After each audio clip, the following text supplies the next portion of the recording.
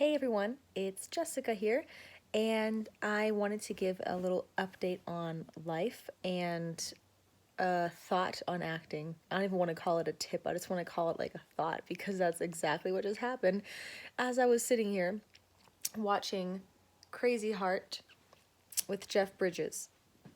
So, my update, I had a couple of callbacks this past week, and one was for an unpaid thing, so I'm not really sure I'm gonna do it just because I'm so busy already and it's about an hour away.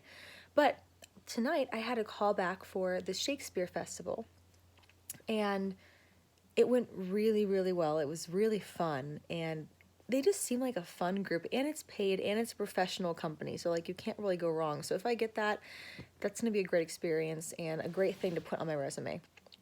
So that's kind of a little bit of an update, and I've had like 5 or 6 auditions in like the past couple weeks that I've submitted for, and I just feel like I'm, you know, practicing a lot and hopefully getting better and just doing the work. So we'll see what happens. This definitely is going to be my year for improvement and such. Okay, so my thought on acting or film is there's a casting director named Marci Liroff. I'll put her name in the comment or in the info box. She is she's very vocal about the business, and I've taken one of her online classes. You can Google her and you'll find, or I'll link it. And she had made a blog about the importance of watching tons of movies as an actor. I mean, TV shows too, but she was really focusing in on movies. So she made a list of the top films from the 1960s to the 1990s. Films that she believes display, great cinematography, great writing, great directing, and especially great acting.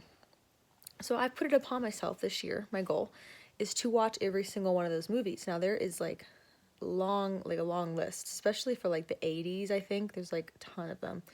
So Crazy Heart, which is the movie with Jeff Bridges, it isn't on that list because it's from like 2008 or something, but he won the award at the Oscars this year for like lifetime achievement, so I just wanted to watch one of his movies.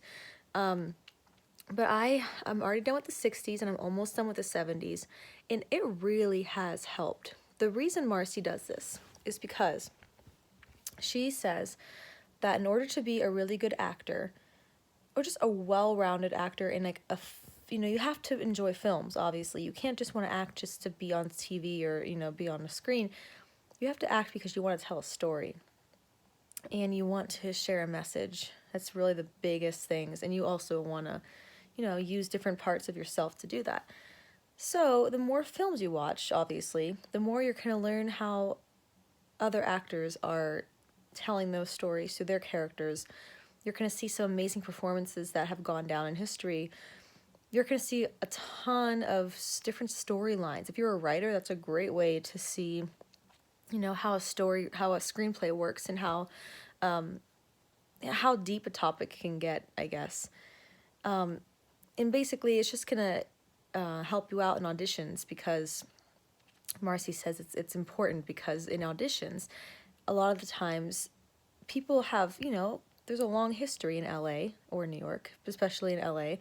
A lot of these directors have already worked with some of these actors, maybe not as far back from the 60s, but like the 70s and 80s and 90s for sure. So sometimes they'll say, according to Marcy, sometimes they will say to you, well, do it how this person did it in this movie, or how, they might ask, do you know what I've worked on? Do you know of this actor? What are some of his films? So it's just good. My point is, it's good to watch a lot of new films, because you're an actor, and that's what actors do, is watch movies. And the more movies you watch and the more actors from the past and directors you're familiar with, it's just going to help you. It's not going to hurt, and it's definitely important. You need to watch movies. So I'm going to link her list below, and these are some of the top films, if not all of the top films from that year. They're all American films. She does have a foreign list I think she's working on for foreign films, but these are really some amazing movies, and I'm really, excited to be branching out, because in the past I've only watched like movies that I loved, like Disney Channel, you know, when I was a kid, and ABC Family movies, which are still good movies, but they weren't, you know, Oscar nominated big, you know, works of art that have really intimate and delicate performances. So, yeah, I'll link the list, and that is my tip, and I recommend, you know, maybe taking the whole rest of this year if you have to watch, you know, maybe 1 or 2 movies a week. That's kind of what I'm doing. So, hope everyone's lives are going good, and until next time, bye.